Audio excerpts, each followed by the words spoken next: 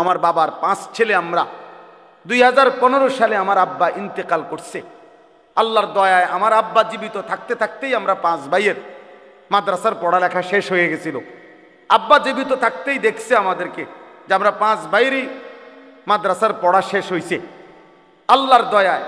তো আব্বা 2015 সালে ইন্তেকালের সময় সন্তানরা আলেম হয়েছে সবাই, কিন্তু আমার আব্বা আমাদের 5 জন ভাইয়ের জন্য কোনো একটা ঘর, বাড়ি, বিল্ডিং করে দিয়ে যাইতে পারে নাই। আমরা সরকারি বাসার মধ্যে থাকতাম, আর একটা ছোট্ট ঘর ছিল, ভাড়া দিতাম অল্প কয় টাকা, সেটা আমরা সবাই থাকার উপযোগী না। কিন্তু 2015 সালে আব্বা যখন ইন্তেকাল করে তখন আমাদের কোনো ভাইয়ের ঘর ছিল না আমাদের, কিন্তু সব ভাই আলেম ছিল তখন, আলহামদুলিল্লাহ। তো পরবর্তী 9 বছরের মাথায়, গত বছর 2024 সাল পর্যন্ত 9 বছরের ব্যবধানে 5 ভাই আলাদা জমিও কিনছি, আলাদা বিল্ডিংও করছি। এখন 5 ভাইয়ের বিল্ডিং আছে, 5 ভাইয়ের বিল্ডিংয়েতে সোফা আছে, টাইলস আছে, আপনার ফ্যানও ঘোরে, খাট বাড়ি, প্লেট বাড়ি, এটি সবার ঘরে আছে। তাহলে কাজেই সোফা, খাট, ফার্নিচার, প্লেট বাড়ি, এটি কোনো আশ্চর্য কিছু না। আশ্চর্য এটি বাফে যদি করে না দিয়েও যায় তো পারা যায়। এটি কোনো এত আশ্চর্য না যে আপনি সুদের টেয়া দিয়া, ঘুষের টাকা দিয়া, কিস্তির টাকা দিয়া, বাটফারি করে, সিটারি করিয়া আপনি থাকতে সোফা বানাই দিয়ে যাইতেইব, নইলে আপনার পুঁতে পারবে না। বুয়া একেবারে বেওকুফ মানুষ এটা বেটা। এগুলো কোনো বিষয় না, বিষয় হলো দিন, বিষয় হলো ঈমান। আমাদের স্বপ্ন থাকবে যে আমি আমার স্ত্রী সন্তানের জন্য দিন ও ঈমানের ফিকির করব। আল্লাহ আমাদেরকে তৌফিক দেন। মাদ্রাসা নিশ্চিত আগাবে। ইখলাস এবং তাকওয়া মানে কি? ইখলাস মানে হলো আল্লাহর সন্তুষ্টির জন্য করা, আর তাকওয়া মানে হলো গুনাহ থেকে বেঁচে থাকা। তাহলে গুনাহ থেকে বেঁচে থাকার যদি চেষ্টা থাকে আর আল্লাহর সন্তুষ্টির জন্য যদি করে থাকে, তো নিশ্চিত ইনশাআল্লাহ তার মধ্যে বরকত হবে এবং এটা এগিয়ে যাবেই যাবে ইনশাআল্লাহ। এই জন্য প্রত্যেকটা নেক আমল কবুল হওয়ার জন্য ইখলাস জরুরি, আল্লাহর জন্য হওয়া জরুরি। ওমা উমিরু ইল্লা লিয়াবুদুল্লাহ মুখলিসিনা লাহুদ্দিন হুনাফা।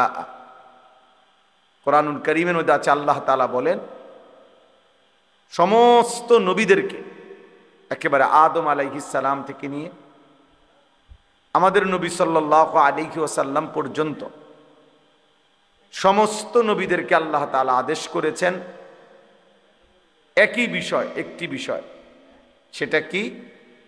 যে প্রত্যেক নবীকে আল্লাহ তাআলা বলছেন যে সেই নবী এবং তার অনুসারী ঈমানদাররা যেন একনিষ্ঠভাবে শুধুই কেবল আল্লাহর জন্যই যাবতীয় ইবাদত করে। তাহলে ইবাদত যেন একমাত্র আল্লাহর জন্যই হয়, সেটা শুধু আমাদের জন্য হুকুম না, বরং ১৬ লাখ আম্বিয়ায়ে কেরাম, নবীগণ এবং তাদের ঈমানদার অনুসারী প্রত্যেকের জন্য এই হুকুম। আল্লাহ তাআলা এই হুকুম করেছেন যে নামাজ, রোজা, হজ, যাকাত, দাওয়াত, তাবলীগ, জিকির, জিহাদ ফি সাবিলিল্লাহ, মাদ্রাসায় পড়ানো, মাদ্রাসায় দান করা, সাদাকা করা, মাদ্রাসা প্রতিষ্ঠা করা, মসজিদ প্রতিষ্ঠা করা, মসজিদের খেদমত করা, যত রকমের বন্দিগি হইতে পারে, যত রকমের ইবাদত হইতে পারে, সব কিছুতেই যেন মুখলিসিন, আল্লাহর জন্য করতেছি, আল্লাহর সন্তুষ্টির জন্য করছি, এটা যেন মাথায় থাকে, এটা যেন দিলের মধ্যে থাকে, এটা যেন হাবভাবের মধ্যে থাকে। অর্থাৎ কথাবার্তা দ্বারাও এটা বুঝাইতে হবে, দিল দ্বারাও এটা বুঝাইতে হবে, কর্মকাণ্ড দ্বারাও এটা বুঝাইতে হবে। কারণ আল্লাহ তাআলা ভেতর বাহির উভয়টাই জানেন, আস্তে গোপন, জোরে প্রকাশ্য, সবটাই শুনেন। কাজে আল্লাহকে আড়াল করার, লুকোচুরি করার কোনো সুযোগ নাই। মানুষ হয়তো মনে বুঝলো না, মানুষ হয়তো চিনল না, মানুষ হয়তো ভাবছে খুব বুজুর্গ, কিন্তু আল্লাহ তাআলা তো ভেতরও জানেন বাহিরও জানেন। এই জন্য আল্লাহ তাআলা কোরআনুল কারীমের মধ্যে বলছেন, ও আসিররু কাওলাকুম আবিজহারু বি, তোমরা আস্তে বলো আর জোরে বলো, সব আল্লাহ তাআলা শুনতে পান। ইন্নাহু আলিম, তিনি সব জানেন। এমনকি বিযাতিস সুদূর, অন্তরের গভীরে যা আছে আল্লাহ তাআলা তাও জানেন। তাহলে এই জন্য আমি কিংবা আপনি কেউ কোনো আমল আল্লাহর জন্য করছি কিনা এটা লুকাইবার কোনো সুযোগ নাই। মানে দুনিয়ার কেউ হয়তো বুঝে নাই যে আমার দিলের মধ্যে আছে দুনিয়া, বাহ্যিক মানুষকে দেখাইলাম খুব আল্লাহর জন্য, তাহলে এই দ্বিমুখী আচরণ এটা যদি দুনিয়ার মানুষ কেউ ধরতেও না পারে, বুঝতেও না পারে, কিন্তু মহান আল্লাহ রব্বুল আলামিন নিশ্চিত সেটা বোঝেন, কারণ তিনি ভেতরও জানেন বাহিরও জানেন। ইয়ালামু খাইনাতাল আয়ুন ওয়া মা তুখফিস সুদূর, আল্লাহ তাআলা চোখের যত খেয়ানত গুনাহ মানে প্রকাশ্য এটাও জানেন। ওয়া মা তুখফিস সুদূর, আল্লাহ নিজেই বলতেছে তোমরা অন্তরে যা লুকিয়ে রাখছো সেটাও জানেন। তাহলে আল্লাহকে আড়াল করার, আল্লাহকে ফাঁকি দেওয়ার কোনো সুযোগ নেই। কোরআনুল কারীমের মধ্যে আছে আলাম ইয়ালাম বিআন্নাল্লাহা ইয়ারা, আল্লাহ তাআলা বলে বান্দা কি জানে না, আমার বান্দা কি এটা জানে না যে আমি আল্লাহ তাকে সারাক্ষণ দেখি। আল্লাহ আমাদেরকে সারাক্ষণ দেখে, এক সেকেন্ডও আমরা আল্লাহ তাআলার নজরের আড়ালে না। তাহলে আল্লাহকে আড়াল করব কিভাবে আমরা? আল্লাহ তাআলা বলেন আলা ইয়ালামু মান খালাক, বান্দা তোমরাই বলো যিনি সৃষ্টি করেছেন সবকিছু তিনি তার সৃষ্টি সম্পর্কে জানবেন না? যিনি বানাইলেন তিনি জানবেন না কি বানাইলেন, কেমন বানাইলেন, কোথায় থাকে, কেমন থাকে? আল্লাহ তাআলা বলেন এটা তো তোমরাও বলবা, হ্যাঁ যিনি বানাইছেন তিনি তার প্রোডাক্ট, তার উৎপাদিত জিনিসের ব্যাপারে তিনি সবচেয়ে ভালো জানেন, এর ভেতর বাহিরের গুণাগুণ, এতে 2 নম্বরই আছে কিনা, এতে সবটা 1 নম্বর কিনা, ইত্যাদি ইত্যাদি। যিনি বানাইছেন তিনি তো জানেন। তো আল্লাহ যেহেতু আমাদেরকে সৃষ্টি করেছেন, তো আল্লাহ তাআলাই পূর্ণ জানেন আমাদের হালাল। তাহলে এই আপনারাই আগে শোনেন 1 নম্বর কথা এটা। আমি মাওলানা আশরাফ তাকেও বলছি, আলহামদুলিল্লাহ সেই বছর আমাদের সাথে ওমরাও করছে, অল্প বয়সে আলহামদুলিল্লাহ আল্লাহর ঘর দেখছে, নবী সাল্লাল্লাহু আলাইহি ওয়াসাল্লামের রওজায়ে আতহার দেখছে, এটাও তার জীবনের অনেক বড় সৌভাগ্য। কত মানুষ 60 বছরে, 70 বছর, 90 বছরও কোনো দিন মালিকের ঘর দেখে না, আল্লাহর ঘর দেখেই নাই, নবী সাল্লাল্লাহু আলাইহি সাল্লামের রওজা শরীফ দেখেও নাই। অনেক বদনসিব বুড়া মানুষ আছে, দুর্ভাগা, এই বুড়া মিয়ার জীবনের সব টাকার ব্যবস্থা করতে পারছে, করে, কিন্তু আল্লাহর ঘর জিয়ারতের জন্য ওনার কাছে কখনোই টাকা হয় না। আসল কথা হলো তার দিলের মধ্যে কখনোই এই ঘরের প্রতি জজবাই নাই, আগ্রহই নাই। নাই তো 3 ছেলে বিদেশ পাঠাইবার টাকা মিলছে, বাড়িতে বিল্ডিং করার টাকা হইছে, জমি কিনবার টাকা হইছে, 60 বছরের সব প্রয়োজন পূরণ হইছে, শুধু আল্লাহর ঘর জিয়ারতের টাকাটা ব্যবস্থা হয় না। আসল কথা হলো দিলে নাই, অন্তরে এটা নাই, মানসিকতাই নাই। এজন্য কোরআনুল কারীমের মধ্যে আছে ওমান কাফারা ফা ইন্নাল্লাহা গানিয়্যুন আনিল আলামিন, আমার ঘরে সামর্থ্য থাকার পরেও আসতে যে অস্বীকার করে, আল্লাহ নিজে বলছে এমন সৃষ্টি জীব থেকে, এমন মানুষ থেকে আমি আল্লাহ তাআলা পূর্ণ অমুখাপেক্ষী। অর্থাৎ আমি আল্লাহ তার দ্বারধারী না, আমি তার পরোয়াই করি না। সে আমার ঘরে আসে নাই, এই জন্য আমার ঘরের মর্যাদাও কমে নাই, আমি আল্লাহর মর্যাদাও কমে নাই, নাউজুবিল্লাহ। বরং ক্ষতিগ্রস্ত হয়েছে সেই যে আসে নাই, যে আমার ঘরে ইবাদত করে নাই, সামর্থ্য থাকা সত্ত্বেও, ফরজ হওয়া সত্ত্বেও যে পালন করে নাই। তো যাই হোক, আমাদের সব কিছুতে আমরা আলহামদুলিল্লাহ অনেকে আসি, মসজিদে দান করি, মাদ্রাসায় দান করি, ভালো কাজ, গরিব দুঃখী অসহায়কে দান করে থাকি। এক্ষেত্রে এটা জরুরি বিষয়, মনে রাখতে হবে। ওই ছেলে দেখেন, এই ছেলের মোবাইলের দিকে দেখেন, অপদার্থে বসে বসে মোবাইলটা নিয়েই ব্যস্ত। তোমারে বলি, এই গেঞ্জিওয়ালা তোমারে বলতেছে, ফালতু কোথাকার বেওকুফ। মানে মোবাইল টিপতে নিয়ে বসছো, এখানে ফাইজলামি করতে বসছো। জি, হেঁটে হেঁটে মোবাইল লইয়েই ব্যস্ত। কি করে ওয়াজ, কে করে, কি কয়, হেঁটে এগুলো দিয়ে করবো কি? হের মোবাইল আছে, 7,000 ধন আছে, বুঝেন নাই? আর একটা মোবাইল থাকা মানে 7,000 ধন। একটা মোবাইল আছে তো সব আছে। তো চলেন, তাহলে আমরা প্রথম এটা বললাম, আমাদের দুনিয়ায় আলহামদুলিল্লাহ আমরা কম বেশি প্রত্যেকেই দান সৎকা করি, ভালো কাজ করি, সমাজের কল্যাণে অনেক কাজ করি, নিজেরা ইবাদত আমল করে থাকি। এই সবটার মধ্যে আমাদের এটা খেয়াল রাখতে হবে, ইখলাস জরুর, আল্লাহর জন্য হলো কিনা, আল্লাহর জন্য। তারার মসজিদে আমি দিয়ে লাভ কি? তারা কি আর আমারে পরে চিনবুনি? তাই তো বোঝা গেল, আমনের কথার দ্বারাই তো স্পষ্ট হয়ে গেল আপনি কি জন্য দান করলেন।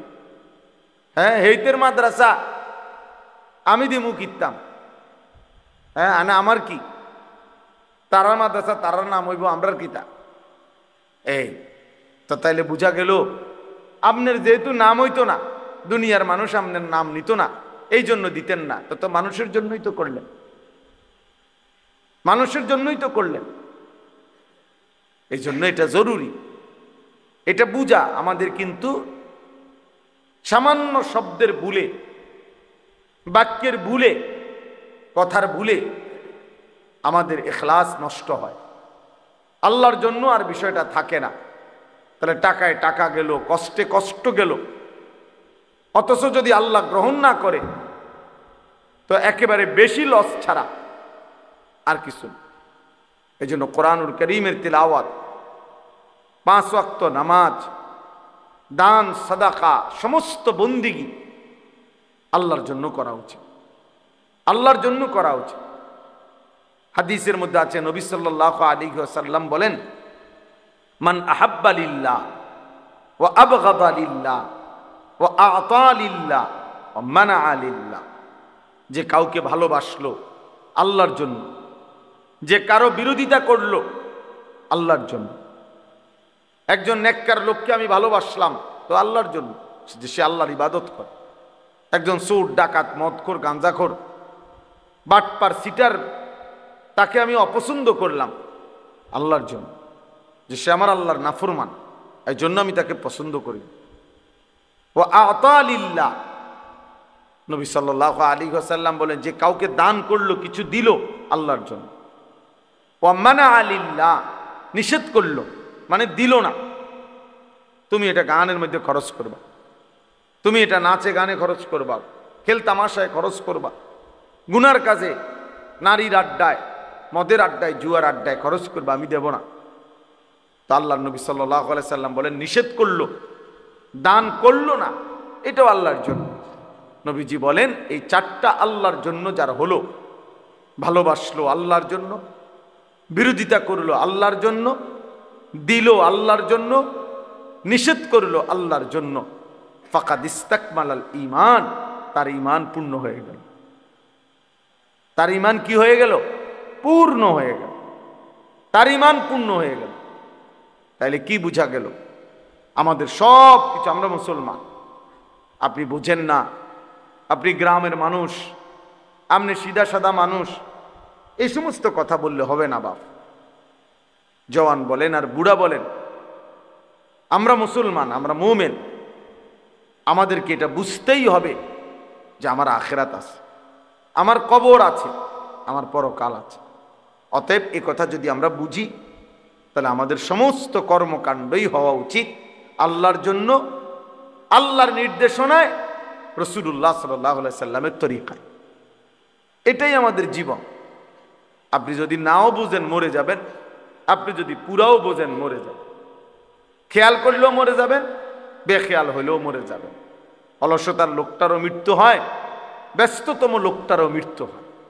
কাজেই আমাদেরকে মরতেই হবে, হাসি কিংবা কাঁদি, আনন্দ কিংবা বেদনায় চলে যেতে হবে। আমরা প্রত্যেকে ইনশাআল্লাহ, আমি এই মাদ্রাসা দেখে, মাদ্রাসার এই সুন্দর আয়োজন দেখে এই জন্য বললাম, এসব কিছু যেন আল্লাহর সন্তুষ্টির জন্য হয়, আল্লাহর সন্তুষ্টির জন্য হয়। আল্লাহ যেন গ্রহণ করে, আল্লাহ যেন কবুল করে, বলেন আমিন। এবার দেখেন এই আয়াত, 3টা আয়াত পড়ছি অল্প কথায়। এই 3টা আয়াতের তর্জমা শুনাইলে আমার কথা শেষ। প্রথম পারায়, দ্বিতীয় সূরা, সূরায়ে বাকারার 127, 128, 129, এই 3টি আয়াত আমি তেলাওয়াত করেছি। এই অল্প একটু সময় এই 3টা আয়াতের তর্জমা শোনাবো, এরপরে আমার কথা শেষ হবে ইনশাআল্লাহ।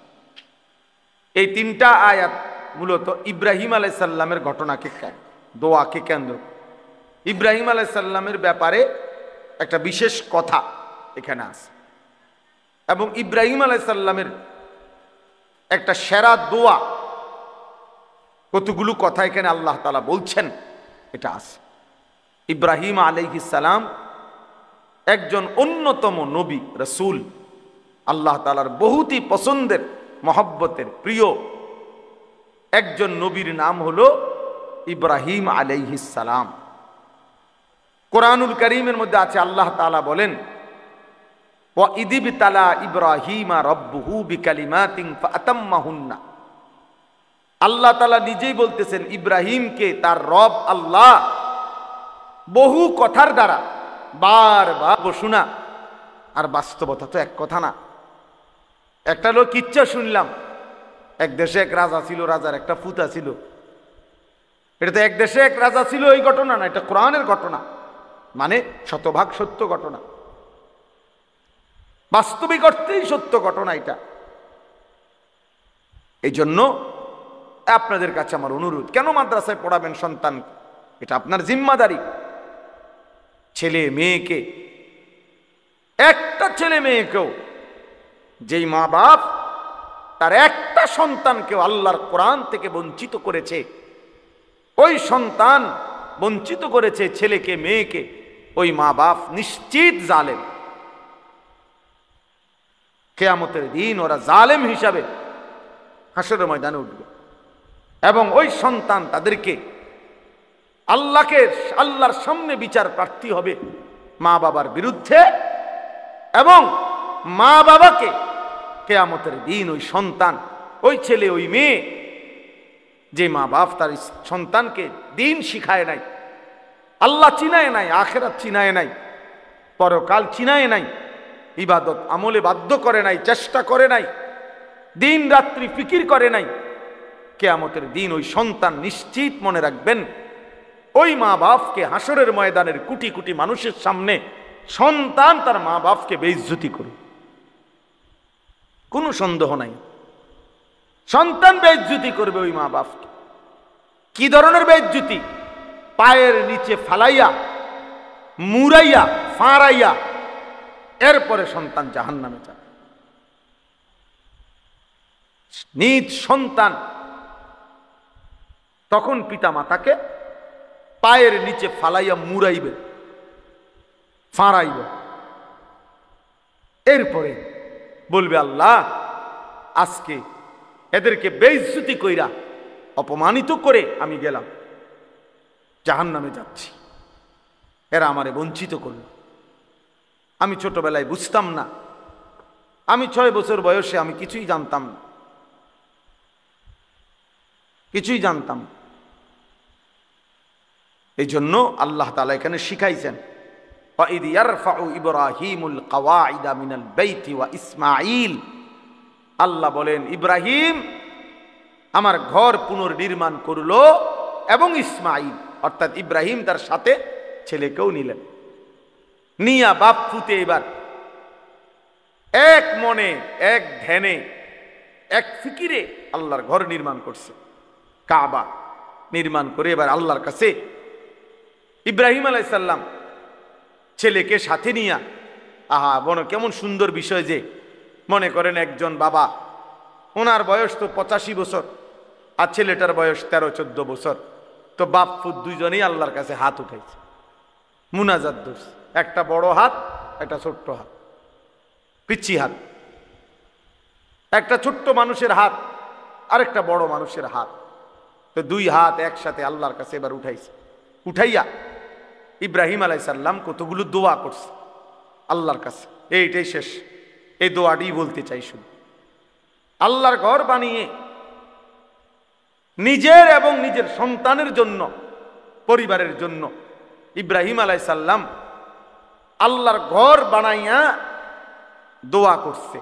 এই দোয়ার মধ্যে কি বলছে দেখেন, আর আমরা পরিবারের জন্য, সন্তানের জন্য আমরা কি ভাবি, আর উনি কি ভাবছে, কি বলছে, কি বলা উচিত, এই শুধু এটা শোনেন, তাইলেই শেষ।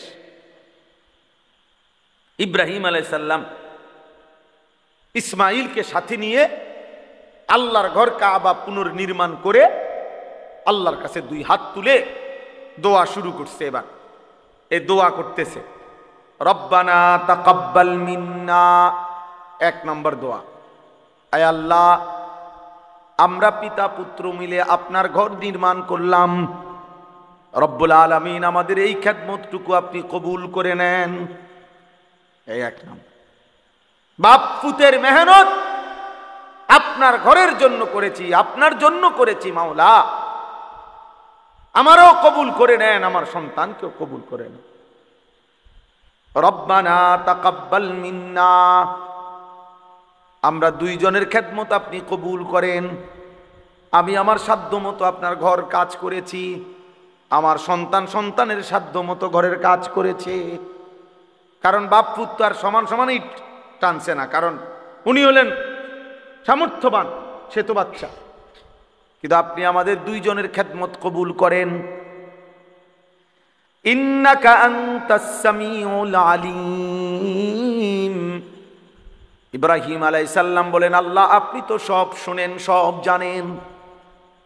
আল্লাহ আপনার জন্য করেছি কিনা, আপনার সন্তুষ্টির জন্য ঘর করলাম কিনা, আপনার কাজ করলাম কিনা, দুনিয়ার কেউ যদিও না জানে, আপনি তো জানেন, আপনি তো জানেন, আপনি তো সব শুনেন, তাহলে আপনাকে তো আড়াল করার কিছুই নাই। ইন্নাকা আনতাস সামিউল আলিম, আয় মাওলা নিশ্চয়ই আপনি সব শুনেন, সব জানেন। অতএব আপনি আমার দিলের খবরও জানেন, আপনি আমার বাহিরের খবরও জানেন। আমি আমার ছেলেকে কি বলছি আপনি সেটাও শুনেন, আমার ছেলে আমারে কি বলছে তাও আপনি জানেন, সব আপনি শুনেছেন, জানেন। অতএব আপনি আমাদের পিতা পুত্রের এই খেদমত কবুল করে নেন। এই হলো 1। 2 নম্বরে দোয়া, রব্বানা ওয়াজআলনা মুসলিমাইনি লাক। এই দ্বিতীয় দোয়া হলো, এক বাপ তার ছেলেকে নিয়ে আল্লাহকে বলতেছে, আল্লাহ আমরা পিতা পুত্র দুইজনকেই আপনি ইসলামের উপরে দৃঢ়তা, ইস্তেকামত, মজবুতি দান করেন। আমি যেন জীবনভর আল্লাহ মৃত্যু পর্যন্ত যেন দ্বীনের উপরে, ইসলামের উপরে থাকতে পারি। আমার ছোট্ট মাসুম সন্তানকেও আপনি এভাবে কবুল করেন। আমার ছেলে ইসমাইলও যেন মৃত্যু পর্যন্ত আপনার দ্বীনের উপরে থাকে। হ্যাঁ, সন্তানকে আল্লাহর হাতে গছায় দিছে, আল্লাহর হাতে তুলে দিছে, সন্তানের জন্য ইসলাম চাইছে। আল্লাহ আমি যেমন নামাজ পড়ি আমার সন্তানও যেন নামাজ পড়ে, আমি যেমন আপনার হুকুম মানি আমার সন্তানও যেন আল্লাহর আপনার হুকুম মানে। আমরা 5 ভাই, আমার আব্বা মসজিদে ইমামতি করতেন, আলেম ছিলেন, কিন্তু কোনো বড় মাদ্রাসায় পড়ায় নাই, শুধু মসজিদে ইমামতি করতো আব্বা, প্রাইমারি স্কুলে মাস্টারি করতেন। আমার বুঝ হওয়ার পরে আমি হাজার হাজার বার, শত শতবার দেখছি আমার আব্বার লগে আমি কত দোয়ায় শরীক হইছি। আব্বার সাথে নামাজে যাইতাম, শবে বরাত, শবে কদর, রমজানে, তারাবিতে, আমার আব্বা খুব কান্ত মুনাজাতের মধ্যে, আমি গুলা দোয়া শরীক হইতাম, বাসাতে এসে এসে মারে শুনাইতাম আব্বা কিতা কিতা কয় দোয়ার মধ্যে, তো এগুলো সব বলতে পারতাম। তো আমরা 5 ভাই, আমি বুঝ হওয়ার পরে সবসময় শুনতাম আব্বা বলতো, আল্লাহ আমার ছেলেদেরকে হক্কানি রব্বানি আলেম বানা, এই কথাইটাই কইতো আব্বা। তা আমরা আলহামদুলিল্লাহ 5 ভাই আল্লাহর দয়া, আল্লাহ করাইছেন, 5 জনই আলেমে দিন হয়েছে, 5 জনই। কিন্তু মজার একটা বিষয় হলো, আমরা 5 ভাই এই পর্যন্ত বহুবার, আমি একটু কম করছি বাকি অন্যরা, আমিও সামান্য একবার চেষ্টা করছি ব্যবসায়িক লাইনে টাকা পয়সা খাটাইয়া লাভবান হওয়ার জন্য। আমরা 5 ভাই বহুবার চেষ্টা করছি। এই পর্যন্ত যতবারে আমরা 5 ভাই যে ভাই ব্যবসায়িক কোনো লাইনে টাকা খাটাইছি বা চেষ্টা করছি, মনে মার খেয়েছি, শক্ত মার, মার যে মার আর ফুঁজিয়ে নাই, একেবারে ফুঁজিয়ে নাই, মানুষ তো কিছু লই আইহে, হ্যাঁ লাভটা তো ফুঁজিয়ে নাই, সুতরাং একেবারে একজনেরও না। আর এইটা কি, আমি সব সময় তো আমার ভাইদেরকে আমি অনেকবার বলছি, মেজো ভাইয়ের হাত ধইরা, ছোট ভাই করে হাতে ধইরা আমি অনেক সময় বলছি, এখনো বলি ভাই করে যে ভাই আমি একটা বুঝা বুঝছি, আমার আব্বা আল্লাহর কাছে এমনি কইছে, এমনি কবুল হয়েছে, এবারটা কোনো দোকান কয় না, ব্যবসা কয় নাই। আমার আব্বাই যদি আমাকে লাগে একটু টাকা পয়সার কথা কইয়া যাইত, তাহলে এই লাইনে আপনারা পারতেন। আব্বাই বলে গেছে আল্লাহ সন্তানদেরকে আলেম বানান, বাপে যেমনি কইছে এটাই কবুল হইছে। বাপে আমগুলো লাগে কি চায় নাই, দুনিয়ার ব্যবসা চায় নাই, এই জন্য হয় না, নাইলে দুনিয়ার সব মানুষে। আমার এক বোনজামাই আছে 28 বছর মনে কম পক্ষে, উনি বিদেশ যাইতে চাইছে, উনার সাথে শত শতবার আমিও এরম দেখছি, উনি যায় বিদেশ যাইতে আছে, মানে ঢাকা হেনতে আইয়ালিছে এয়ারপোর্ট, ওনার সাথে সবার ফ্লাইট হয়ে গেছে। একবার শুধু জীবনে উনি সেই পাশে গেছে, মানে ওই দেশে, যেই দেশে, ওই দেশের এয়ারপোর্টের থেকে ফেরত দিচ্ছে। আল্লাহর দয়া হেদিকে যাইতে দিচ্ছেন, কি ব্যাপারটা কি? অথচ কত মানুষ কি চলে গেল বিদেশ, বিদেশ যাওয়াটা কি খুব কোনো কঠিন কিছু? কথা বলেন না কা? তাইলে এই আপনাদেরকে বললাম, এটা মনে রাখতে হবে, নিজের সন্তান, নিজের পরিবার পরিজনের জন্য আল্লাহর কাছে দুনিয়া চাওয়ার দরকার নাই, আখিরাত চাইতে হয়। এই যে উনি চাইলেন রব্বানা ওয়াজআলনা মুসলিমাইনি লাক, ইব্রাহিম নবী বললেন আল্লাহ আমি এবং আমার সন্তান ইসমাইলকে ইসলামের উপরে মজবুতি দান করেন, দৃঢ়তা দান করেন, মৃত্যু পর্যন্ত যেন আমিও আমার সন্তানও দ্বীনের উপরে থাকে, ইসলামের উপরে থাকে। এরপরে 3 নম্বর দোয়া।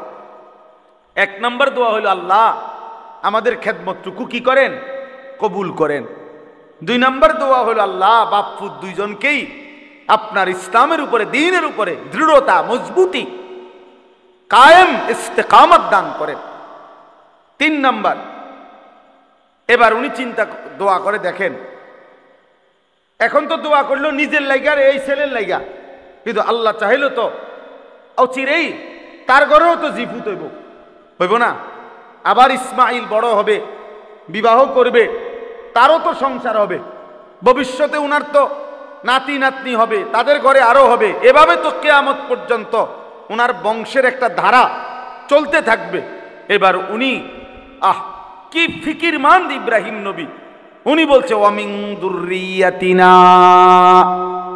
উম্মাতাম মুসলিমাতাল লাক, রব্বুল আলামিন কিয়ামত পর্যন্ত আমার যেই বংশধারা, ইসমাইলের যেই বংশধারা, এই বংশধারায় কিয়ামত পর্যন্ত আপনি আপনার অনুগত উম্মতে মুসলিমা হিসাবে আমার বংশধরের একটি অংশকে অবশ্যই কবুল করেন।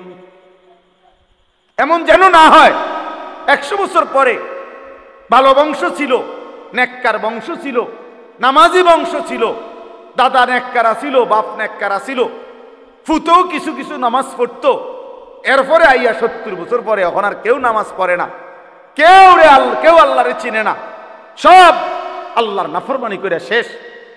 ইব্রাহিম আলাইহিস সালাম বলছে এমন যেন কখনো না হয়, কিয়ামত পর্যন্ত আমার বংশধারায় একটা অংশ যেন এমন থাকে যে যারা সর্বদাই উম্মতে মুসলিমা, আপনার আনুগত্য, আপনাকে আত্মসমর্পণকৃত, আপনার আপনার আদেশ মানে এরকম মুসলিম একটা গ্রুপ, একটা বংশের একটা অংশ কিয়ামত পর্যন্তের জন্য আপনি কবুল করে নেন।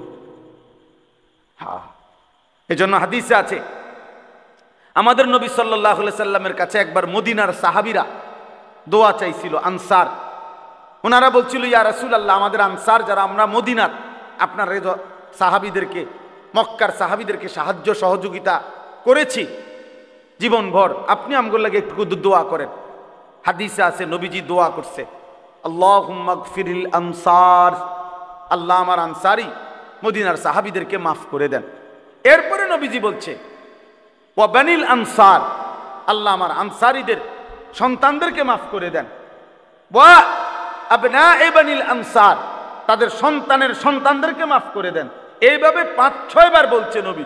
অর্থাৎ আল্লাহ শুধু এদেরকে না, এদের আগত খানদান যারা কিয়ামত পর্যন্ত আসবে তাদেরকেও মাফ করে, তাদেরকেও মাফ করে দেন। তো ওয়ামিন দুররিয়াতিনা উম্মাতাম মুসলিমাতাল লাক, আল্লাহ আমাকেও ইসলামের উপরে দৃঢ়তা দেন, আমার সন্তান ইসমাইলকেও দেন, আমার বংশধারা ইসমাইলের বংশধারায় কিয়ামত পর্যন্ত উম্মতে মুসলিমা বানান, আপনার অনুগত বান্দা বানান। এজন্য একজন মুসলমানের সার্থকতা মিয়া, আপনি তো 30 বছর খাইছেন দাইছেন সুদে ঘুষে কিস্তিতে লোনে খাইয়া দাইয়া, এরপরে চলে গেলেন মিয়া। এরপরে যদি বংশধর এমন হয় 50 বছর পরে আপনার বংশের কেউ আল্লাহ চিনে না, নবী চিনে না, আখিরাত চিনে না, তো আপনার কবরে সওয়াব যাবে কেমনে? আপনার কবরে সওয়াব যাবে কেমনে? আপনার বংশধর তো আল্লাহই চিনে না, আখিরাতে তো চিনে না। আহা, আল্লাহ আমাদেরকে মাফ করে দেন, আল্লাহ আমাদেরকে মাফ করে দেন। এরপরে তিনি বললেন ওয়া আরিনা মানাসিকানা। তাহলে 4 নম্বর দোয়া ইব্রাহিম আলাইহিস সালাম বলে, আল্লাহ আপনার ইবাদতের যত নিয়ম কানুন, সমস্ত নিয়ম কানুন আপনি আমাদেরকে দেখায়া দেন, বলে দেন, শিখায়া দেন, আমরা যেন আপনার হুকুম মোতাবেক, আপনার কানুন মোতাবেক আপনার প্রতিটা ইবাদত যেন করতে পারি, এটা আপনি আমাদেরকে বলে দেন, পথ বাতলে দেন, আপনি শিখান। অর্থাৎ বুঝাইছে আপনার ইবাদত যেন মন গড়া না করি, বরং আপনার নির্দেশনা মতো যেন করতে পারি, এমন পথ আপনি আমাদেরকে দেখায় দেন। অনেক মানুষ আছে, আহা আমরা নমাজ পড়ে, হ্যাঁ বড়া, আপনি জিজ্ঞাসা করেন তাব্বাতিয়াদা সূরা নুরানির বাচ্চা, ও শুনলে হাসবো। আত্তাহিয়াতু পড়েন চাচা, তো একটা বাচ্চা যদি আমগো মাদ্রাসাগুলোতে এরাও শোনে, এরাও এই চাচার এগুলা শুনলে হাসতে হাসতে পানিত পড়বে। তো তাহলে এটা কি নামাজ? যার সূরা হয় না, যার একটা দোয়া ঠিক নাই, রুকু সেজদা ঠিক নাই, আত্তাহিয়াতুটাও ঠিক মতো পড়তে পারে না, কিচ্ছু পারে না, হ্যাঁ ওটা ওড়ে আর নামে ওটা কটা নমাজ পড়ে। কি নমাজ এটা? এই নামাজের তো কোনো ফায়দা নাই, অশুদ্ধ, ভুল। যেই নামাজ সূরা কেরাত দোয়া কালাম তাসবিহ ভুল, অশুদ্ধ, খোদার কসম ওই নামাজ হবে না, ওইটা কোনো নামাজ না, নামাজ না। ফালিয়ামাল আমালান সালিহা, আল্লাহ শর্ত করছে কোরআনে, আল্লাহ বলে দিছে, আল্লাহ বলবে বান্দা আমি বলে গেছি, তুমি গুরুত্ব দাও না, এটা তোমার বিষয়। আল্লাহ বলছে তোমরা প্রত্যেকে যদি জান্নাত পেতে চাও, 1 নম্বরে তোমাদের প্রতিটি আমল বিশুদ্ধ করো, বিশুদ্ধ করো, ইমানকে বিশুদ্ধ করো, দ্বীনকে বিশুদ্ধ করো। আখলিস দীনাকা ইয়াকফিকাল আমালুল কলিল। আমাদের নুরানি এই মাদ্রাসাগুলো যে নুরানি পড়ায়, প্রথম হাদিস 1 নম্বর হাদিস শিখায় এটা, মানে প্রথম কথা আখলিস দীনাকা তোমার দ্বীনকে খাঁটি করো, ঈমানকে খাঁটি করো, আমলকে খাঁটি করো। এজন্য এখানে তিনি বলছেন, আল্লাহ আপনার যত ইবাদত আছে ইবাদতের যাবতীয় নিয়ম কানুন আপনি আমাদেরকে দেখায় দেন, বলে দেন, বাতলায় দেন। ওয়াতুবা আলাইনা, এরপরে বলছেন আল্লাহ যত গুনাহ করেছি, পাপ করেছি, অপরাধ নাই উনাদের, ওনারা নবীদের কোনো গুনাহ হয় না, তারপরেও বলতেছে আল্লাহ আপনি আমাদের অপরাধ থেকে আমরা তওবা করতেছি, আপনি আমাদের তওবা কবুল করে নেন। এরপরেও ওনারা গুনাহ মাফ চাইছে, আমাদের গুনায় ভরা, আমরা গুনাহ মাফ চাইতে পারি না। আমরা বসে থাকি 90 বছর বয়সে বুড়া মিয়া যখন অচল হইয়া, লম্বা হইয়া, সোজা হইয়া যখন শ্বাস টানে, একেবারে নিঃশ্বাস টানতেছে, দম টানতে আছে, এই সময় 100 টাকা দিয়া হুজুর ডেকে আনে, হুজুর দিয়া তওবা ভরায়, মস্কারি করে আর আল্লাহর সাথে মস্কারি করে। হ্যাঁ, গুনাহ করলেন আমনে, তওবা ভরায় হুজুরে, ওটা জানেও না কিসের তওবা, ওনার তখন হুঁশে নাই। আল্লাহ আমাদেরকে মাফ করে দেন। ইন্নাকা আনতাত তাওয়াবুর রহিম। এই ইব্রাহিম আলাইহিস সালাম বলেন, আল্লাহ নিশ্চয়ই আপনি তওবা কবুলকারী, আপনি দয়াবান, কাজে আপনি আমাদের তওবা কবুল করে নেন, আপনি আমাদেরকে ইবাদতের নিয়ম কানুন দেখাইয়া দেন, আপনি আমাদের বংশধারায় সর্বযুগে মুসলিম হিসাবে কবুল করেন, আপনি আমরা বাপফুতকেও ইসলামের উপরে দৃঢ়তা দেন, আমাদের আমলগুলো কবুল করেন। সর্বশেষ আল্লাহর কাছে ইব্রাহিম নবী বলছে, রব্বানা ওয়াবআস ফীহিম রাসূলাম মিনহুম। সুবহানাল্লাহ। ইব্রাহিম আলাইহিস সালাম এবার বলছে, আল্লাহ কিয়ামত পর্যন্ত আমার যে বংশধারা আসবে, এই বংশধারাতেই আমি আপনার কাছে বিশেষ দোয়া করছি যে আমার এই বংশধারায়, আমার ইসমাইলের বংশে আপনি আখিরি জামানার নবী মুহাম্মদ সাল্লাল্লাহু আলাইহি সাল্লাম, সেই আখিরি বন্ধু, আখিরি নবীকে আমার সন্তান ইসমাইলের আমার বংশে আপনি পাঠান। সুবহানাল্লাহ। কেন কেন ইয়াতলু আলাইহিম আয়াতিকা ওয়া ইউআল্লিমুহুমুল কিতাবা ওয়াল হিকমাতা ওয়া ইউযাক্কিহিম, আমার বংশধারাকে কোরআন শিখাবে, কোরআন এবং সুন্নাহর তালিম দিবে, অন্তর পবিত্র করে গুনাহমুক্ত করে দিবে। অর্থাৎ আমার বংশধারাকে যেন জান্নাতের উপযোগী করে বানায়া দেয়, এই জন্য আমি আপনার কাছে আরজি করি, আখিরি নবী মুহাম্মদ, আখিরি পয়গাম্বর, আখিরি বন্ধু আপনি আমার বংশে দান। সুবহান, ইন্নাকা আনতাল আজিজুল হাকিম। এরপরে সর্বশেষ ইব্রাহিম আলাইহিস সালাম বলছে, আল্লাহ বেশি চাইছি না আপনার কাছে, যা চাইছি আপনি তার চাইতে বড় আজিজ, ক্ষমতাবান, আপনি আরো বেশি দিতে পারেন, আপনার কাছে আরো বেশি আছে, আরো বেশি আছে, আপনি মহা ক্ষমতাবান, আপনি মহা জ্ঞানী, প্রজ্ঞাময়, কাজে আমি বেশি চাই না। তাইলে একজন বাবা তার সন্তান সহ আল্লাহর কাছে কি চাইলেন? আখিরাত চাইলেন, ইবাদত চাইলেন, গুনাহ মাফ চাইলেন, বংশধারাকে যেন আল্লাহ পাক দ্বীনের উপরে রাখে, এটা চাইলেন। অতএব আজকে এই শেষ কথা এটাই, আমরা যেন মনে রাখি যে আমাদের এই যে ছোট ছোট বাচ্চা, এই বাচ্চাগুলো যেন দ্বীন শিখে, এটা যেন প্রত্যেকটা বাবার স্বপ্ন হয় যে আমার জীবনে ঘর করে দিলাম আর না দিলাম, বাড়ি করে দিলাম আর না দিলাম, আমার সন্তান, আমার পরিজন যেন আল্লাহকে চিনে সেজদা করে, যেন নামাজ পড়ে, যেন দ্বীন শিখে। আমি ওই যে বললাম, আমার বাবার 5 ছেলে, আমরা 2015 সালে আমার আব্বা ইন্তেকাল করছে। আল্লাহর দয়ায় আমার আব্বা জীবিত থাকতে থাকতেই আমরা 5 ভাইয়ের মাদ্রাসার পড়ালেখা শেষ হয়ে গেছিল। আব্বা জীবিত থাকতেই দেখছে আমাদেরকে যে আমরা 5 ভাইয়েরই মাদ্রাসার পড়া শেষ হয়েছে আল্লাহর দয়ায়। তো আব্বা 2015 সালে ইন্তেকালের সময় সন্তানরা আলেম হয়েছে সবাই, কিন্তু আমার আব্বা আমাদের 5 জন ভাইয়ের জন্য কোনো একটা ঘর, বাড়ি, বিল্ডিং করে দিয়ে যাইতে পারে নাই। আমরা সরকারি বাসার মধ্যে থাকতাম, আর একটা ছোট্ট ঘর ছিল, ভাড়া দিতাম অল্প কয় টাকা, সেটা আমরা সবাই থাকার উপযোগী না। কিন্তু 2015 সালে আব্বা যখন ইন্তেকাল করে তখন আমাদের কোনো ভাইয়ের ঘর ছিল না, ছিল না আমাদের, কিন্তু সবাই আলেম ছিল তখন আলহামদুলিল্লাহ। তো পরবর্তী 9 বছরের মাথায় গত বছর 2024 সাল পর্যন্ত 9 বছরের ব্যবধানে 5 ভাই আলাদা জমিও কিনছি, আলাদা বিল্ডিংও করছি।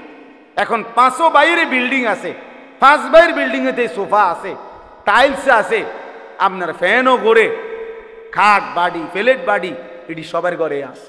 তাহলে কাজেই সোফা খাট ফার্নিচার প্লেট বাড়ি এটি কোনো আশ্চর্য কিছু না, আশ্চর্য এটি বাফে যদি করে না দিয়েও যায় তো পারা যায়। এটি কোনো এত এত আশ্চর্য না যে আপনি সুদের টেয়া দিয়া, ঘুষের টাকা দিয়া, কিস্তির টাকা দিয়া, বাটফারি করে সিটারি করিয়া আমনে থাকতে সোফা বানাই দিয়ে যাইতেইব, নইলে আপনার পুঁতে পারবে না। বুয়া একেবারে বেওকুফ মানুষ এটা বেটা। এগুলো কোনো বিষয় না, বিষয় হলো দিন, বিষয় হলো ঈমান। আমাদের স্বপ্ন থাকবে যে আমি আমার স্ত্রী সন্তানের জন্য দিন ও ঈমানের ফিকির করব। আল্লাহ আমাদেরকে তৌফিক দেন। আজকের এই মাদ্রাসা নূরে মদিনা আল্লাহ কবুল করে নেন। আপনারা সবর করে বসছেন, আল্লাহ আপনাদেরকে উত্তম বিনিময় দান করে, আল্লাহ মাফ করে দেন। একজন ছাত্র অ্যাক্সিডেন্টে মারা গেছে কিছুদিন আগে, 11 তারিখ না, আল্লাহ তাআলা তাকে যেন মাফ করে দেয়। আশরাফের আব্বা অসুস্থ, ওই ছেলেটা, আল্লাহ তারে মাফ করেন। তো তার বাবার জন্য দোয়া করবেন, আমাদের জন্য দোয়া করবেন, আমরা আপনাদের জন্য দোয়া করব। আমার 28 তারিখ হজ্জের ফ্লাইট, আগামী বুধবার ইনশাআল্লাহ। তো আল্লাহ যেন আমাদেরকে তৌফিক দেয়, আপনাদেরকেও আল্লাহ যেন আল্লাহর ঘর জিয়ারতের তৌফিক। আপনাদের জন্য সামান্য একটু মেহমানদারির ব্যবস্থা আছে, দেবে, আপনারা নিবেন ইনশাআল্লাহ। আলহামদুলিল্লাহি রাব্বিল আলামিন। আল্লাহুম্মা আনতাস সালাম ওয়া মিনকাস সালাম, তাবারাকতা ইয়া দাল জালালি ওয়াল ইকরাম। মাওলায়ে কারীম আপনি মাফ করে দেন, রব্বে কারীম আপনি মাফ করে দেন, মেহেরবান মাওলা আপনি মাফ করে দেন, আয় করিম আপনি মাফ করে দেন, আয় রহমান আপনি মাফ করে দেন, আয় আল্লাহ আপনি মাফ করে দেন। পেছনের জিন্দিগির সব গুনাহ মাফ করে দেন, আগামী জিন্দিগি সুন্দর করে দেন, ঈমান আমলের জীবন দান করেন। আল্লাহ আমাদের সবাইকে দ্বীনের উপরে চলার তৌফিক দান করেন। আল্লাহ আমাদের বংশধর খানদানকে কিয়ামত পর্যন্ত দ্বীনের উপরে কায়েম করে দেন। আল্লাহ সমস্ত কবরবাসীদেরকে মাফ করে দেন, কিয়ামত পর্যন্ত কবরের আযাব মাফ করে দেন। ছোট্ট যেই বাচ্চা আল্লাহ মারা গেছে তাকেও মাফ করে দেন, তার মা বাপকে সবরে জামিল দান করেন। আল্লাহ অসুস্থ বিমারি যারা শিফা করে দেন, আশরাফের আব্বাকেও আল্লাহ আপনি শিফায়ে কামিলা আজেলা দান করেন। আমরা যে যেখানে অসুস্থ আল্লাহ প্রত্যেককে আল্লাহ সুস্থতার হায়াত দান করেন, প্রত্যেকের কামাই রুজিতে হালাল বরকত দান করেন। আল্লাহ যার যত পেরেশানি অস্থিরতা আছে দূর করে দেন। এই মাদ্রাসায়ে নূরে মদিনা আপনি কবুল করে নেন, আপনি কবুল করে নেন। আপনি চাইলেই মাওলা হবে, আপনি না চাইলে কিছুই হবে না মাওলা। যে বাচ্চাদেরকে আল্লাহ ছেলে মেয়েদেরকে কোরআনের সবক দেওয়া হলো, আল্লাহ এই প্রতিটা বাচ্চাকে কায়দা আমপারা কোরআন শরীফ কবুল করে নেন। আল্লাহ এদেরকে হাফেজ আলেম মুত্তাকি আরিফ রব্বানি বানিয়ে দেন। এই কোরআনের বরকতে আল্লাহ এদের মা বাপকে মাফ করে দেন, এদের খানদান বংশধরকেও মাফ করে দেন। আল্লাহ আমাদের প্রত্যেকের নেক মাকসাদ আপনি পূরণ করেন। আয় আল্লাহ যার যত পেরেশানি আছে আসান করে দেন। প্রবাসীদেরকে সহি সালামতে রাখেন, গোটা দেশকে নিরাপদ করে দেন। আল্লাহ সারা পৃথিবীর মজলুম মুসলমানকে বিজয় দান করেন। আপনার ঘর জিয়ারত করবার তৌফিক দান করেন। আল্লাহ আপনার ঘর জিয়ারত করবার তৌফিক দান করেন, আপনার ঘরে বারবার যাওয়ার তৌফিক দান করেন। রব্বানা তাকাব্বাল মিন্না ইন্নাকা আনতাস সামিউল আলিম। রব্বানা ওয়াজআলনা মুসলিমাইনি লাকা ওয়া মিন যুররিয়্যাতিনা উম্মাতাম মুসলিমাতাল লাক ওয়া আরিনা মানাসিকানা ওয়া তুব আলাইনা ইন্নাকা আনতাত তাওয়াবুর রহিম। রব্বিরহামহুমা কামা রব্বায়ানি সগীরা রব্বানা হাব লানা মিন আজওয়াজিনা ওয়া যুররিয়াতিনা কুররাতা আ'য়ুন ওয়াজআলনা লিল মুত্তাকিনা ইমামা সুবহানা রাব্বিকা রাব্বিল ইজ্জাতি আম্মা ইয়াসিফুন ওয়া সালামুন আলাল মুরসালিন ওয়ালহামদুলিল্লাহি রাব্বিল আলামিন। আপনি আর আমি আল্লাহর ভালোবাসার পাত্র কিনা এটা বুঝবো কি করে? দুনিয়াতে ঘর বাড়ি দালান কোঠা, এই এলাকায় অনেকে বিল্ডিং বানিয়েছে। যিনি হিন্দু ওনার বাড়িতেও বিল্ডিং আছে, আছে কিনা? আপনার বাড়িতেও বিল্ডিং আছে। উনি চাকরি করে ব্যবসা করে, আপনিও চাকরি ব্যবসা করেন। উনি বাজার থেকে খরচ তরিতরকারি যা কিছু দরকার করে আপনিও করেন। তাহলে সমান সমান।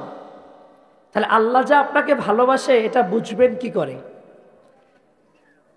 ফাজাইলে আমালে আমরা শুনেছি তালিমের মধ্যে বাদী তার মনিবের সাথে গল্প করছে। তো মনিব তার বাদীকে বলছে যে আল্লাহ তাআলা আমাকে বেশি ভালোবাসে। তো বাদী বলছে, না মনিব, আল্লাহ তাআলা আমাকে বেশি ভালোবাসে। তো এবার মনিব বলে যে তোমাকে যদি আল্লাহ বেশি ভালোবাসতো তোমাকে মনিব বানাতো, আমাকে তোমার চাকর বানাতো। কিন্তু আল্লাহ তাআলা তোমাকে চাকরানি বানিয়েছে আর আমাকে মনিব বানিয়েছে, এটাই প্রমাণ করে আল্লাহ আমাকে ভালোবাসে। তো এবার বাদী মনিবকে বলে, আপনার যুক্তি শেষ? বলে, হ্যাঁ শেষ। তো এবার আমার যুক্তি শোনেন যে আল্লাহ রব্বুল আলামিন আমাকে ভালোবাসে বলে কনকনে ঠান্ডা শীতকে অপেক্ষা করে আমার মতো জীর্ণ শীর্ণ এই রুগ্ন দেহ বিশিষ্ট আপনার বাড়ির কাজ করা এই বাদী আর দাসীকে আরশের মালিক, তামাম আসমান আর জমিনের মালিক আল্লাহ ভালোবাসেন বলে প্রচণ্ড শীতকে অপেক্ষা করে আমার মতো বাদীকে ফজরের ওয়াক্তে ঘুম থেকে উঠায়া জায়নামাজে দাঁড় করায়া দেয়। সুবহানাল্লাহ। আর আপনাকে ভালোবাসে না, তার প্রমাণ হলো সুখ আর সমৃদ্ধি, প্রভাব আর প্রতিপত্তি, জৌলস যা কিছু আছে আপনাকে এ পরিমাণ সুখ দিয়েছে, এ পরিমাণ বিছানার আরাম দিয়েছে। আপনাকে ভালোবাসে না বলে, মনিব আপনাকে পছন্দ করে না বলে আল্লাহ তাআলা আপনাকে কনকনে ঠান্ডা শীত, এর মধ্যে আরামের কম্বল আর লেফ, বিভিন্ন সাত সরঞ্জামের বিছানা দিয়ে ফজরের ওয়াক্তে মালিকের পায়ে সেজদা না করায়া আপনাকে পছন্দ করে না বলেই আপনাকে ঘুম পাড়ায়া রাখে। তাহলে ভালোবাসার মাপকাঠি এই ছোট্ট গল্পের আলোকে বুঝলাম, দুনিয়াতে যদি কেউ ঘর বাড়ি দালান কোঠা বিল্ডিং এর মালিক হয়ে যায়, এলাকার বাজারে সবচেয়ে বড় ব্যবসায়ী হয়ে যায়, রাজনীতিবিদ হয়ে যায়, সমাজপতি হয়ে যায়, রাষ্ট্রের ক্ষমতাও যদি তার কাছে আসে, কিন্তু সে যদি তার দিনের 24 ঘন্টায় মালিকের পায়ে সেজদা করার নসিব না হয়, তার কপালে যদি মালিকের সেজদা করার সুযোগ তৈরি না হয়, আল্লাহর হুকুম নবীজির তরিকা অনুযায়ী চলবার তৌফিক না হয়, সে যত বড়ই দুনিয়াদারি হোক না কেন স্পষ্ট প্রমাণ করে আল্লাহ তাকে ভালোবাসেন। আর রিক্সাওয়ালা, দিনমজুর, খেটে খানেওয়ালা হতে পারে, দিনে আনে দিনে খায়, কিন্তু আল্লাহ তাকে ভালোবাসে এটার প্রমাণ হলো সে 5 ওয়াক্ত নামাজের সেজদা সঠিক সময়ে সঠিকভাবে আল্লাহকে করতে পারে। কেননা দুনিয়ার কোনো কিছু পাওয়া এটা খ্রিস্টানও পায়, বৌদ্ধ পায়, হিন্দু পায়, বিধর্মী পায়। সুতরাং তোমার মতো মুসলমান খাওয়া দাওয়া, চলাফেরা, ওঠা বসা, সামাজিক প্রতিপত্তি এটা পাওয়া এটা পছন্দের ব্যাপার না। প্রকৃত পছন্দের ব্যাপার, ভালোবাসার ব্যাপার হলো এই দুই মানুষের ভিতরে, দুই ফ্যামিলির ভিতরে কে কত বেশি আল্লাহকে মানতে পারে। যে যত বেশি আল্লাহকে মানতে পারবে সেই যেন বুঝে নেয় আল্লাহ তাকে বেশি ভালোবাসে। যে নারী বেপর্দা বেহায়া, এলাকার সবাই তাকে চিনে, এলাকার সবাই তাকে দেখে, এলাকার যুবকেরা তাকে চিনে, দোকানের মুদিমালের যে দোকানদার তাকে চিনে, বাজারের মানুষগুলো তাকে চিনে, তার চেহারা সবার কাছে পরিচিত, তা আসলে তাকে দুনিয়া আল্লাহ দিয়েছেন, তাকে ভালোবাসেন না বলে তাকে পুরা পৃথিবীর কাছে খোলামেলা করে পেশ করার মতো তার মানসিকতা তৈরি করেছেন। বেপরদা বেশরম বেলাজ তাকে করে দিয়েছেন। আরেকটা বোনকে ভালোবাসেন বলে বালেগ হওয়া পর্যন্ত, বালেগা হওয়ার পর থেকে শুরু করে আজ অবধি অন্য স্বামীর কাছে বৈবাহিক বন্ধনে আবদ্ধ হয়ে অন্যের ঘরের স্ত্রী হওয়ার আগ মুহূর্ত পর্যন্ত, এমনকি স্ত্রী হওয়ার পরেও আল্লাহ তাকে পছন্দ করেন বলে ওই বোনের চেহারাটাকে দুনিয়ার কাউকে দেখতে দেন নাই। তাহলে ফয়সালা হলো এটা আমাদের, আমরা যারা শুনছি দিনের কাজ যে যত বেশি করতে পারবো সে যেন ধরে নেব, বুঝে নেব যে আমাদেরকে আল্লাহ তাআলা ভালোবাসেন বলে দিনের কাজগুলো করা সহজ করে দিচ্ছেন। আর আমার পাশের আরেকজন প্রতিবেশী, তার ৩-৪ ছেলে বিদেশ থাকে, তার ঘরের ফার্নিচারের অভাব নাই, তার ঘরের বিভিন্ন আসবাবের অভাব নাই, তার সুখ আর সমৃদ্ধির অভাব নাই, শীতকালে শীতের কাপড়ের অভাব নাই, গরমকালে এসি ফ্যানের অভাব নাই। তা আপনি ধরে নেবেন তার কপালে যদি ফজরের সেজদা না থাকে তো আল্লাহ তাকে ভালোবাসে না। তাকে কাক বানায়া, পৃথিবীর ময়দানে কাক বানায়া, কাকের ডাক, কোনো মালিক যদি কাকরে পালে, কাকের ডাক ওই মালিকের কাছে শুনতে ভালো লাগে না, কিন্তু কোকিলের ডাক মালিক তাকে পালন করে, লালন করে, প্রতিনিয়ত শুনতে চায়। কোকিল যেন বেশি বেশি করে ডাকে, কিন্তু কোকিল তো বেশি বেশি ডাকে না, মাঝে মধ্যে ডাকে। এই এক ডাকের জন্য মালিক তাকে বারবার বারবার তাকে খাওয়ায়, তাকে যত্ন করে, তাকে বিভিন্ন সেবা শুশ্রূষা করে। কিন্তু আল্লাহ রাব্বুল আলামিন আপনার আমার মতো যে মানুষগুলো কনকনে ঠান্ডা শীতেরকে অপেক্ষা করে এশা পড়তে যায়, ফজর পড়তে যায়, তো এই মানুষগুলো যেন আল্লাহর কাছে কোকিলের মতো রব যেন অপেক্ষায় বসে থাকে। আমার এই বান্দা এবং বান্দি কখন এশায় আমাকে ডাকবে, কখন ফজরে আমাকে ডাকবে, কখন জোহরে আমাকে ডাকবে, কখন আসরে আমাকে ডাকবে, কখন ফজরে আমাকে ডাকবে, কখন তেলাওয়াতে আমাকে ডাকবে, কখন জিকিরে আমাকে ডাকবে।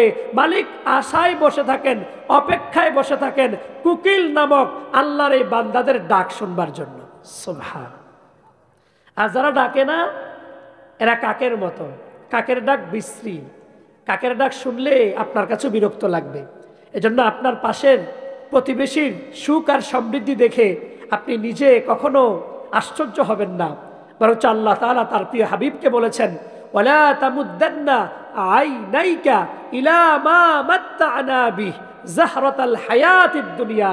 ও নবীজি আমার, কাফের ওলীদ ইবনে মুগীরা এই পরিমাণ সম্পদ আমি তাকে দিয়েছি, মক্কা থেকে তাকালে শুধু তার জমিন দেখা যায়, ভেড়ার পাল দেখা যায়। সুতরাং আপনাকে বলি নবীজি, আপনাকে বলি, লা তামুদ্দান্না আইনাইকা, আপনার দুই চোখকে লম্বা করে ওই কাফের বেঈমান যাদেরকে আমি দুনিয়ার সৌন্দর্য দিয়েছি তাদেরগুলো দেখা দেখা আপনি নিজে কখনো হীনমন্য হবেন না। নিজের চোখ লম্বা করে, মত মানে টানিয়া লম্বা করা, মত শব্দের অর্থ তো মত থেকে লা তামুদ্দান্না, অর্থাৎ আমরা যদি অনেক সময় দেখা যায় বুর্জ খলিফা দুবাই যদি আপনি দেখেন, অথবা বাংলাদেশের মতিঝিলে সেই বিশাল বড় বিল্ডিংটা যদি আপনি তাকান, ওরে বাবা কত বড় বিল্ডিং, এই যে ওরে বাবা, এই যে চোখটা একটু বড় হলো, এটাকে আরবিতে মাদ বলে, তাজবিদের ভাষায় টানিয়া পড়া বলে।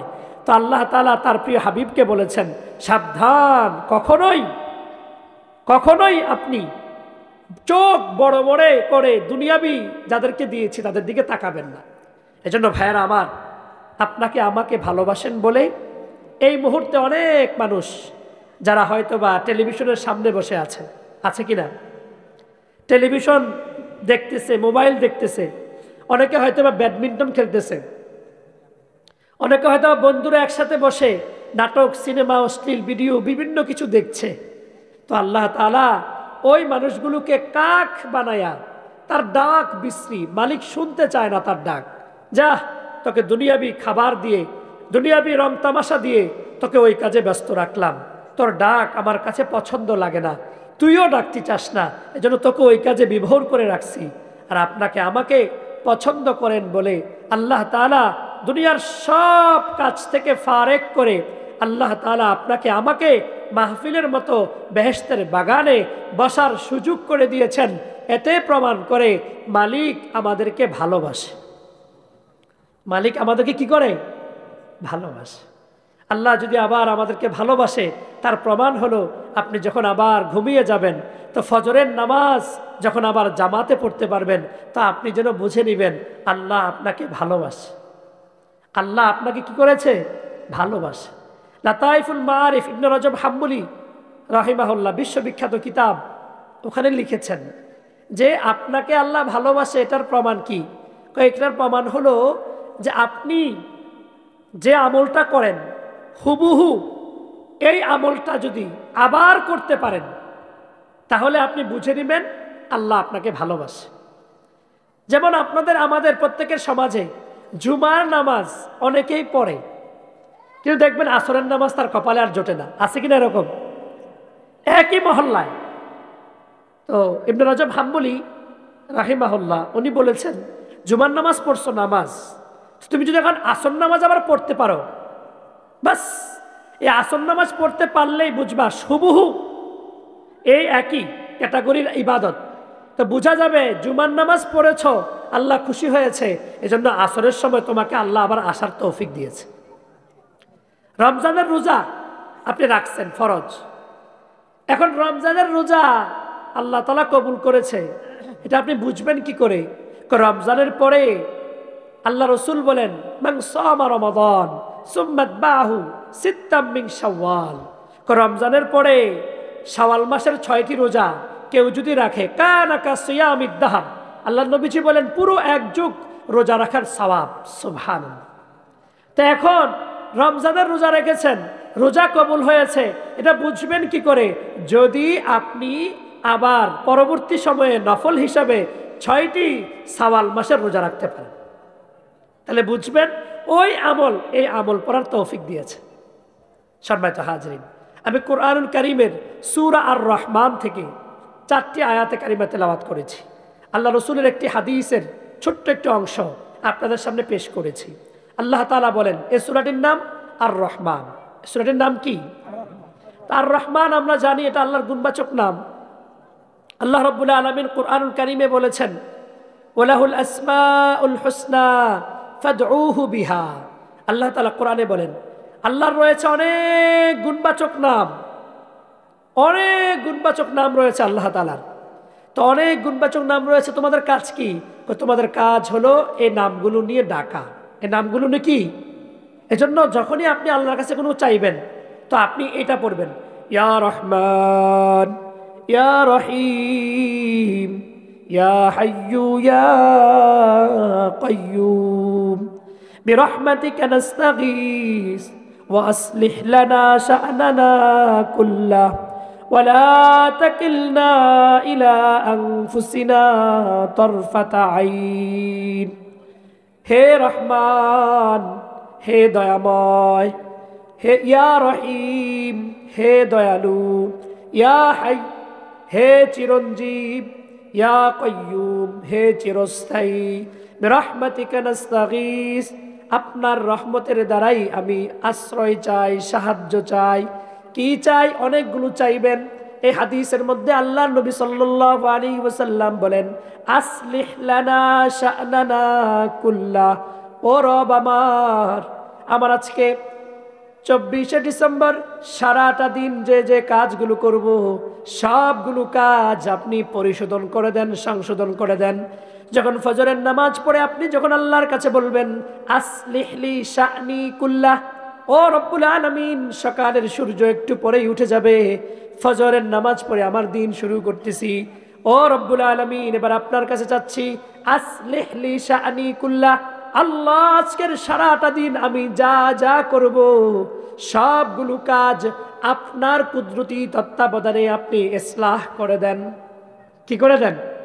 আচ্ছা, এই দায়িত্বটা যদি আল্লাহকে দেই আর আল্লাহ যদি এই দায়িত্বটা নেয় তা আপনার কোনো কাজে ভুল হবে? কিন্তু আমরা পারি না, আমরা তো পারি না বলতে আল্লাহকে। এরপরে দেখেন, এরপরে কি? ওয়ালা তাকিলনি ইলা নাফসি তারফাতা আইন। নবীজির শিখানো হাদিস যে এভাবে দোয়া করো, আল্লাহর গুণবাচক নাম দিয়ে দোয়া করো, এগুলো উসিলা হয়, এগুলো আল্লাহর কাছে পাওয়ার একটা মাধ্যম হয়। তো আমি বলতেছি ওয়ালা তাকিলনি ইলা নাফসি তারফাতা আইন, আল্লাহ আমারে আজকে সারাদিনের জন্য আমার জিন্দিগির কোনো একটা মুহূর্ত আপনার নজর থেকে আমাকে ফেলে দিয়েন না, আপনার নজর থেকে আমাকে কি করে দিয়েন না, ফেলে দিয়েন না। যদি এই জিম্মাদারি আল্লাহর কাছে দেন, আর আল্লাহ যদি জিম্মাদারি নিয়ে নেয়, তো দেখবেন আজকে আপনার চোখের গুনাহ হবে না, আজকে আপনার হাতের গুনাহ হবে না, আজকে আপনার পায়ের গুনাহ হবে না, আজকে আপনার এই জিহ্বার গুনাহ হবে না, আজকে আপনার লজ্জাস্থানের গুনাহ হবে না, আজকে আপনার খায়েশাতের গুনাহ হবে না, আজকে আপনার নফসানিয়াতের গুনাহ হবে না। কিন্তু আমরা তো চাইতে পারি না। প্রতিনিয়ত আমাদের প্রতিদিন কি পরিমাণ গুনাহ শুধু এই বডির মধ্যে হয়। আমাদের প্রত্যেকের জন্য আল্লাহ তাআলার পক্ষ থেকে এমন সিস্টেমেটিক ব্যবস্থাপনা রাখছে যে তৃতীয় কোনো পক্ষ আমাদের ব্যাপারে আল্লাহর কাছে সাক্ষী দেওয়া লাগবে না, বরঞ্চ আমাদের এখান থেকেই সাক্ষীর ব্যবস্থা আল্লাহ করে রাখছেন। 1 নাম্বার, আমার চোখ আমার সাক্ষী দিবে। 2 নাম্বার, আমার কান আমার সাক্ষী দিবে। 3 নাম্বার, আমার হাত আমার সাক্ষী দিবে। 4 নাম্বার, আমার পাও আমার সাক্ষী দিবে। 5 নাম্বার, আমার চামড়া আমার সাক্ষী দিবে। 6 নাম্বার, যে জমিনের উপরে হাঁটি, এত বছর পর্যন্ত আমরা যে যে বছরে আছেন, বয়সে আছেন, নারী পুরুষ সবার সাক্ষী এ জমিন দিবে। এরপরে 6 নাম্বার, আপনার আমার প্রত্যেকের এই যে কিরামান কাতিবিন 2 জন ফেরেশতা আছে, এরা সাক্ষী দিবে। 7 নাম্বার, আপনার আমার পুরা জিন্দেগীর আমলনামা আল্লাহর কাছে সমবেতভাবে এভাবে কিতাব আকারে আল্লাহর কাছে পুরা পাণ্ডুলিপি পেশ হবে।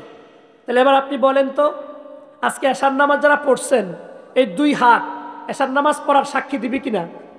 বলেন না, দিবে কিনা? 2 পা দিয়ে হাইটা হাইটা মসজিদে গেছেন, এই 2 পা সাক্ষী দিবে কিনা? চোখ দিয়ে রাস্তা দেখে দেখে গেছেন, এই চোখ সাক্ষী দিবে কিনা?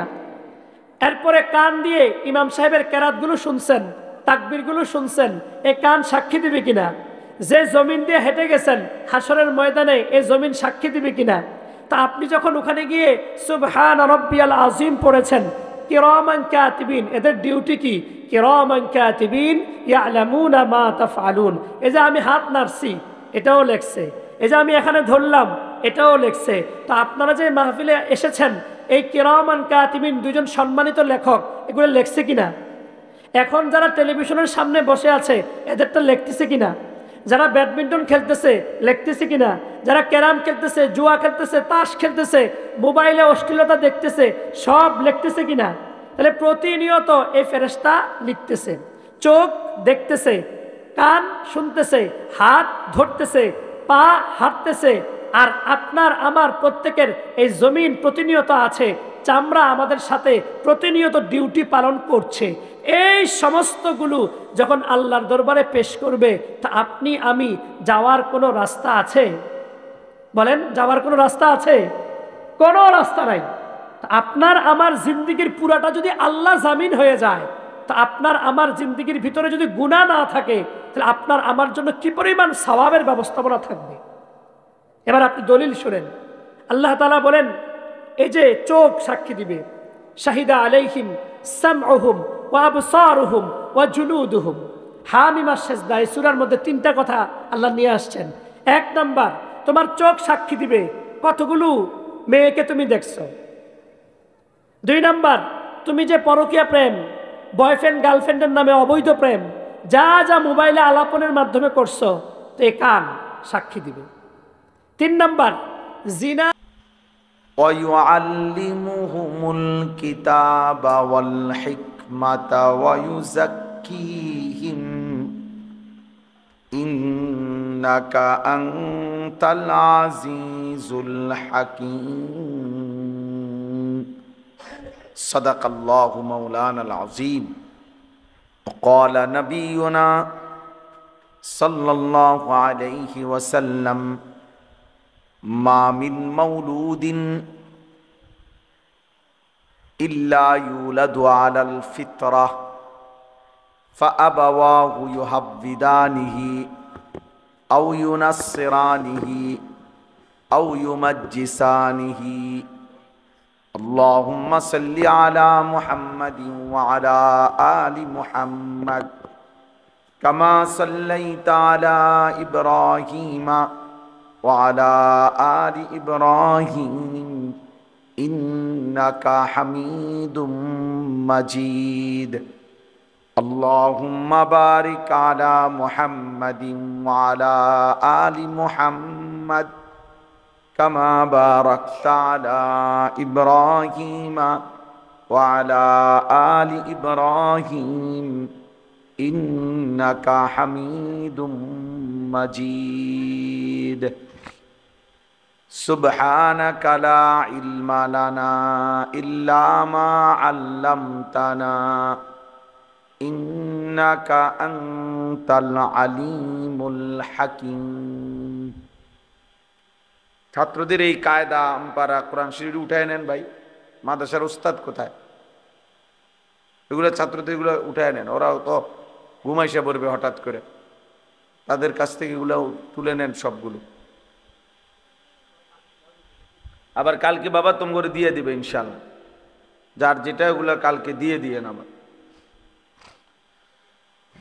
আলহামদুলিল্লাহ আল্লাহ পাক রব্বুল ইজ্জত যুল জালাল ওয়াল ইকরামের ফজল কারাম রব্বুল আলামিনের ইহসান মেহেরবানি দয়া আল্লাহ তাআলা আমাদেরকে আজ 20 মে 2025 রোজ মঙ্গলবার কুমিল্লা জেলা মুরাদনগর উপজেলাধীন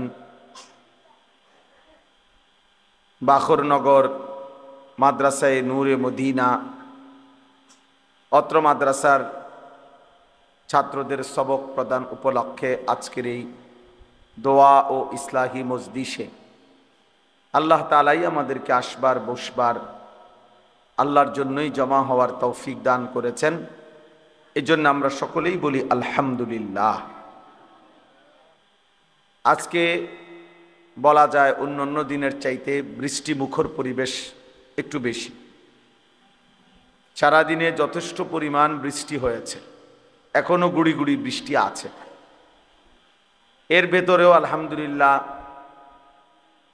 আপনারা কষ্ট করে এসে বসেছেন নিঃসন্দেহে এটা ধন্যবাদ পাওয়ার যোগ্য